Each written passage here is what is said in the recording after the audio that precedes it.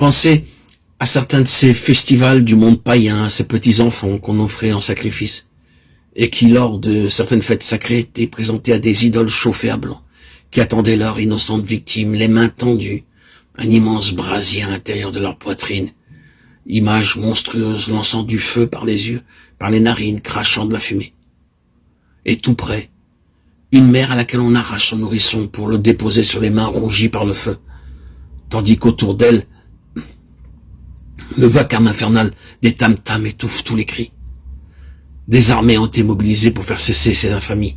Des lois sévères ont été promulguées.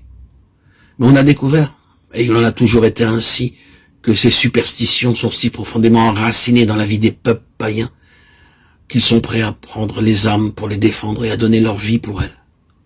Et quand même, on peut parvenir à leur imposer certaines restrictions, on n'arrive pas au cœur du problème. Maintenant, grâce à Dieu, on peut presque dire que ces choses-là appartiennent au passé. Et ce ne sont pas des soldats qui ont tranché la question, ni la législation, mais bien l'évangile de Jésus-Christ qui est, lui, le Seigneur de tous. Et c'est à cause de cet évangile de paix, c'est à cause de cet évangile de Jésus-Christ qu'on n'entend presque plus parler de ces choses. Et nous pourrions invoquer bien d'autres témoignages dans le même sens.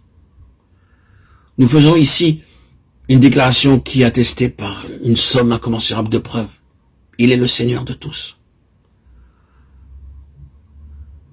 Il n'y a rien au monde qui ne soit si grand qu'il ne puisse en avoir raison.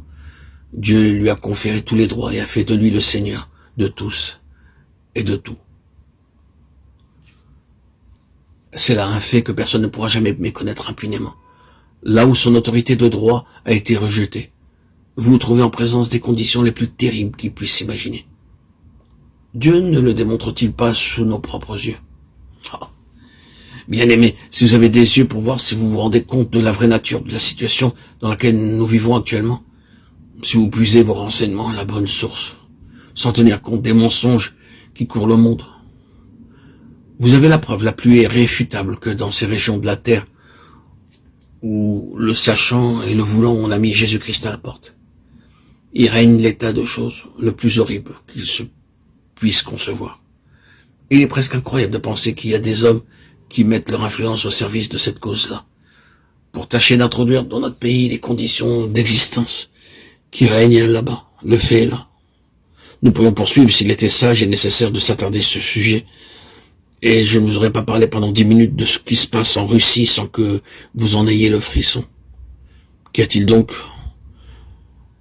Ce qu'il y a, c'est que Dieu nous donne la preuve là-bas, qu'en rejetant l'autorité qui appartient à son Fils de plein droit, l'humanité attire sur elle les pires désastres qui puissent jamais l'atteindre. C'est donc la meilleure preuve que la reconnaissance et l'acceptation de l'autorité de droit